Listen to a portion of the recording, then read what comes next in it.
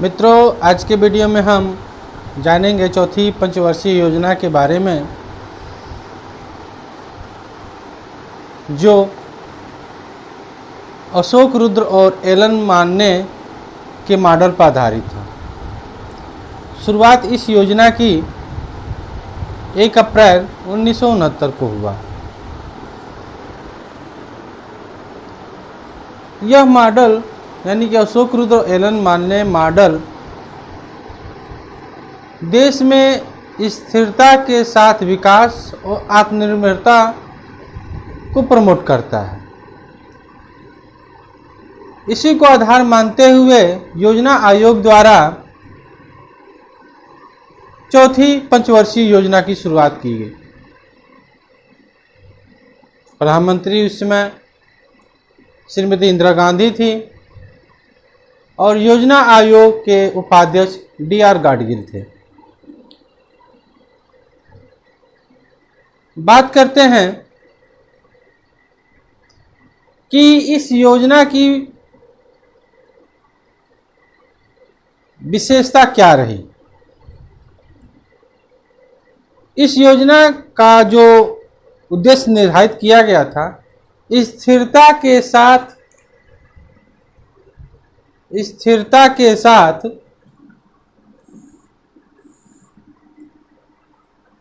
विकास तथा आर्थिक आत्मनिर्भरता।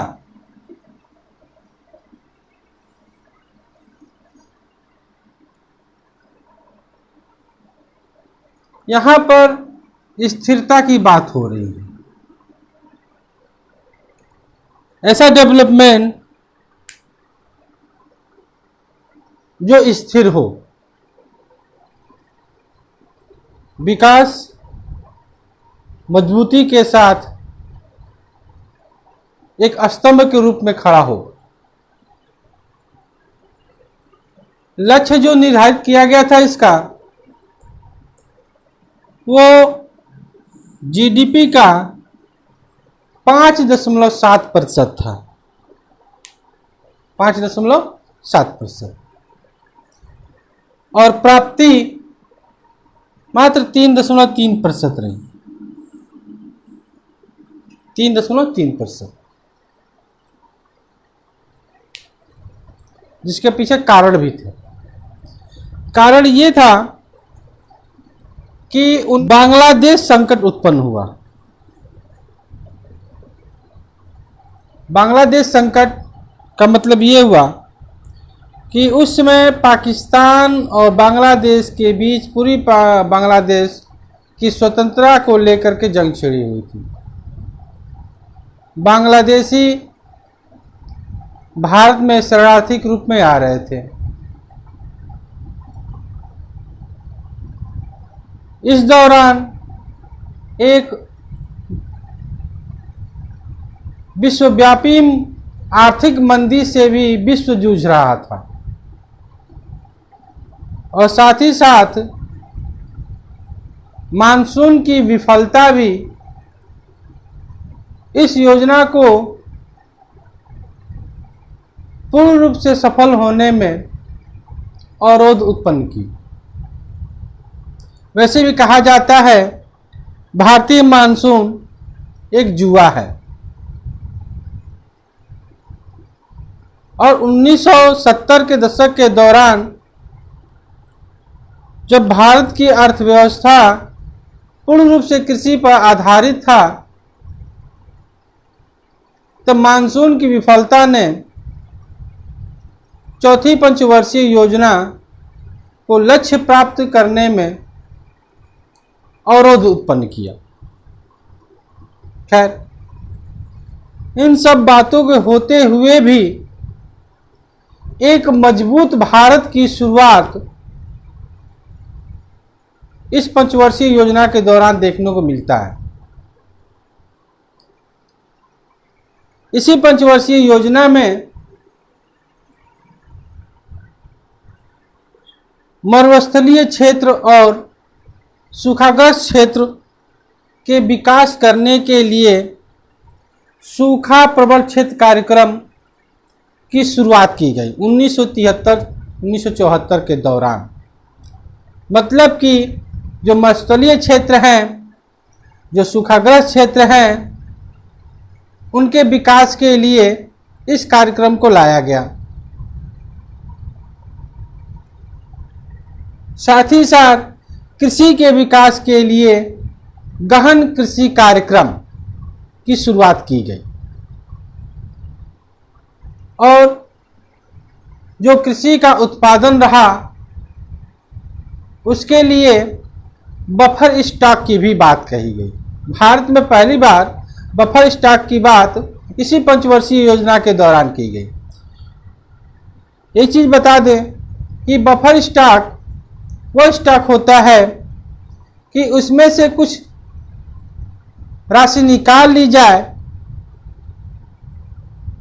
या उसमें कुछ वृद्धि कर दी जाए तो उसमें कोई खास परिवर्तन नहीं होता है। तो भारत में खाद्यान्न को लेकर के बफर स्टॉक की बात कही गई पहली बार, ताकि आवश्यकता पड़ने पर जब देश खाद्यान्न के संकट से जूझ रहा हो तो इस स्टॉक से देश को खाद्यान्न संकट से उबारा जा सके।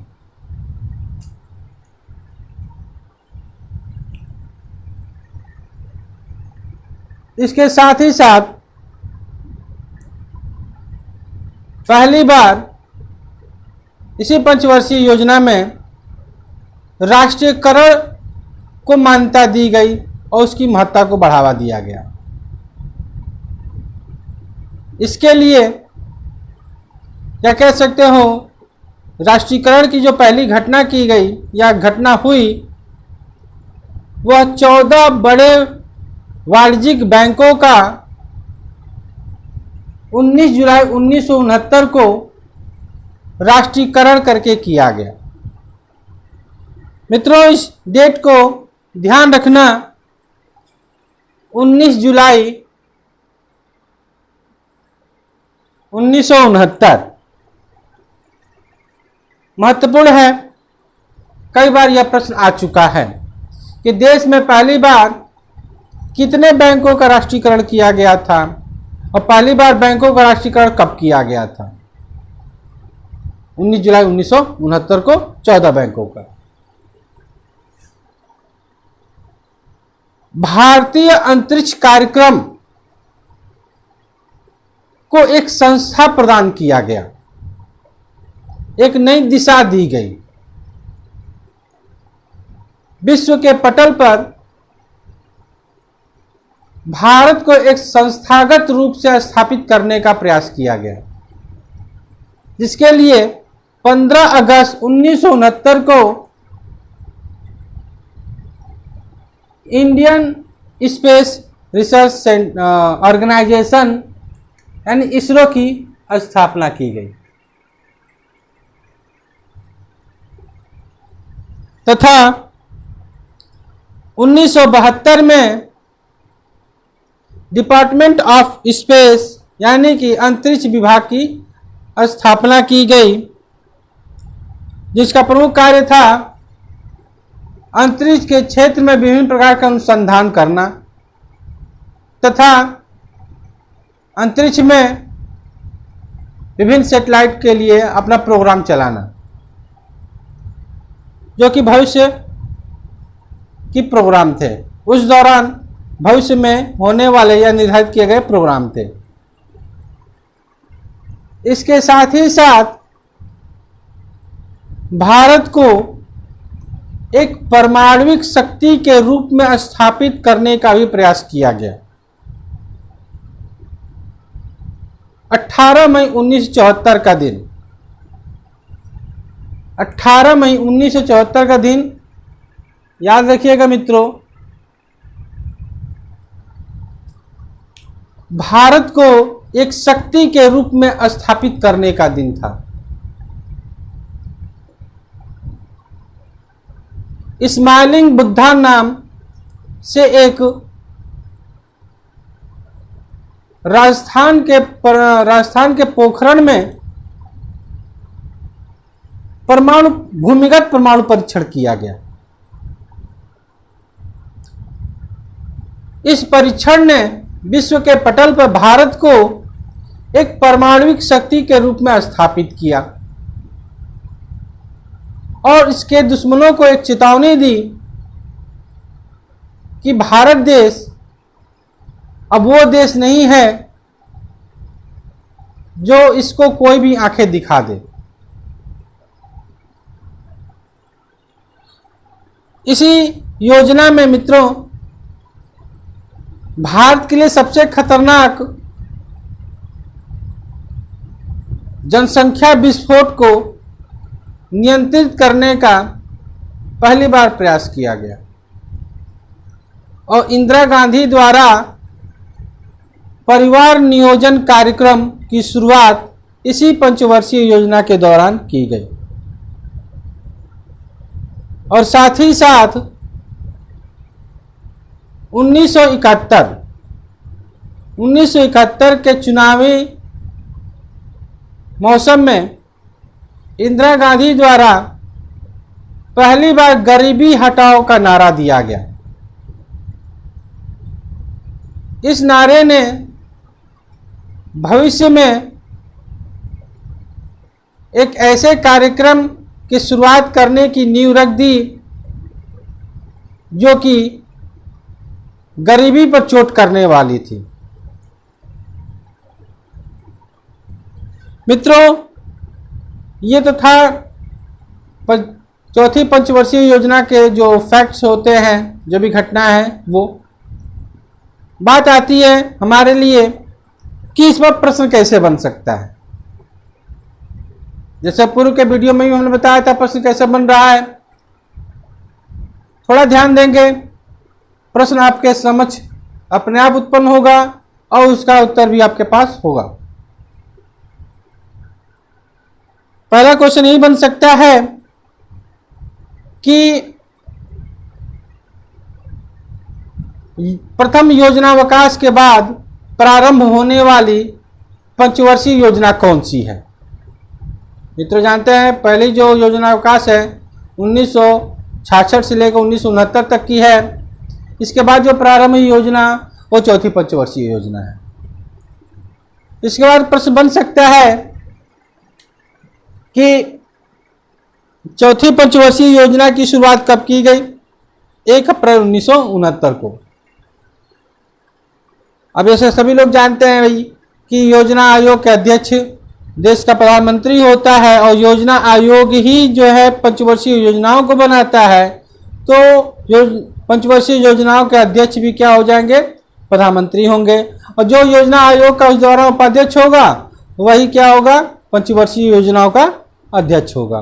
तो इस समय इंदिरा गांधी इस योजना की अध्यक्ष थी और डॉक्टर D.R. गाडगिल इसके उपाध्यक्ष थे। क्वेश्चन बन सकता है कि किस पंचवर्षीय योजना या D.R. गाडगिल से संबंधित है, कौन सी पंचवर्षीय योजना, या फिर कह सकते हैं कि किस पंचवर्षीय योजना के उपाध्यक्ष D.R. गाडगिल थे, वो जाएगा चौथी पंचवर्षीय योजना।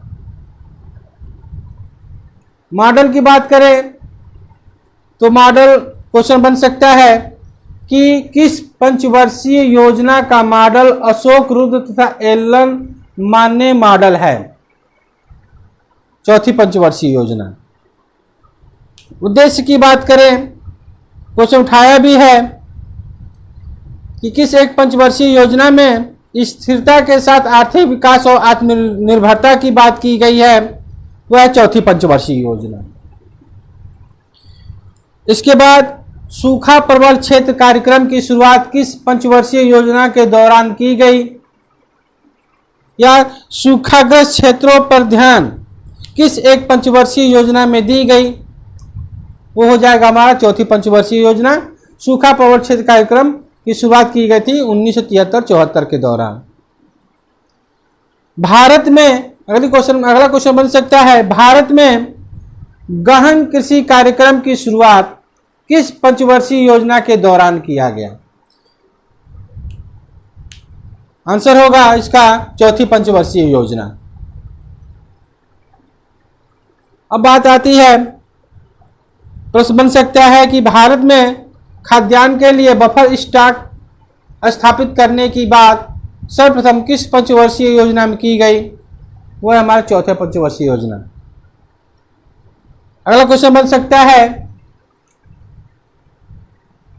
कि भारत में वाणिज्यिक बैंकों का राष्ट्रीयकरण सर्वप्रथम कब किया गया था? ये हो जाएगा 19 जुलाई 1969 को। कितने बैंकों का राष्ट्रीयकरण किया गया था? 14 बैंकों का। ये क्वेश्चन रनिंग क्वेश्चन है, कई बार आ चुका है। इसरो की स्थापना किस पंचवर्षीय योजना के दौरान की गई? चौथी पंचवर्षीय योजना के दौरान। अगला क्वेश्चन हो सकता है ये, गरीबी हटाओ का नारा किस एक पंचवर्षीय योजना के दौरान दिया गया? मित्रों, इस क्वेश्चन पर कंफ्यूजन रहता है। बहुत लोग इसको पांचवी पंचवर्षीय योजना के दौरान जो है कि मानते हैं कि ये नारा दिया गया था, लेकिन मित्रों बता दूं 1971 के चुनावी मौसम में इंदिरा गांधी द्वारा गरीबी हटाओ का नारा दिया गया था। और चूंकि कार्यक्रम चौथी पंचवर्षीय योजना का 1969 से 1974 है, तो निश्चित रूप से गरीबी हटाओ का नारा चौथी पंचवर्षीय योजना के दौरान दिया गया था, इसमें कोई दो राय नहीं है। भारत में अंतरिक्ष विभाग की स्थापना कब की गई? क्वेश्चन हो सकता है अगला, वो होगा 1972 में। और किस पंचवर्षीय योजना के दौरान भारत में अंतरिक्ष विभाग की स्थापना की गई? ये हो जाएगा हमारा चौथा पंचवर्षीय योजना। अगला क्वेश्चन इसमें बना सकता है, स्माइलिंग बुद्धा क्या है? भारत में स्माइलिंग बुद्धा एक भूमिगत परमाणु परीक्षण है, और भारत में प्रथम परमाणु परीक्षण किसके कार्यकाल में किया गया था? इंदिरा गांधी कार्यकाल में किया गया था, और चौथी पंचवर्षीय योजना थी। और साथ ही साथ परिवार नियोजन के कार्यक्रम को लागू करने का समय भी चौथी पंचवर्षीय योजना में ही निर्धारित किया गया, क्योंकि यह सबसे बड़ा संकट था भारत के समय। इस पर नियंत्रण नहीं अगर किया जा सकता था उस समय, तो भारत की स्थिति बद से बदतर होती जा रही थी। तो इस पर प्रश्न आ सकता है कि परिवार नियोजन कार्यक्रम की शुरुआत किस पंचवर्षीय योजना में की गई? तो हो जाएगा चौथी पंचवर्षीय योजना। आशा करते हैं मित्रों कि यह वीडियो आपको पसंद आया होगा और आपके प्रश्नों का उत्तर इसमें मिलेगा। जो भी प्रश्न आपके समझ में ना आ रहे हो, कमेंट बॉक्स में कमेंट करके आप उस प्रश्न को हमारे समक्ष रखिए, और विश्वास मानिए उत्तर तुरंत आपको दिया जाएगा। इसके अलावा आप हमारे चैनल से जुड़े रहिए। आगे आने वाले किसी भी प्रश्न का जवाब इस चैनल के थ्रू आपको मिल जाएगा। धन्यवाद।